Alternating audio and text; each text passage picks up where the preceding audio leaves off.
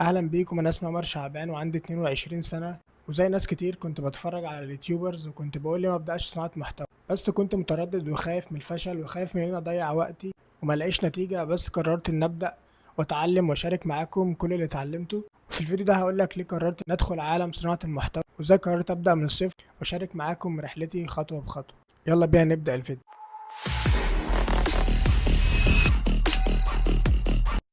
انا بدات صناعه محتوى مش علشان الشهره ولا علشان الترند.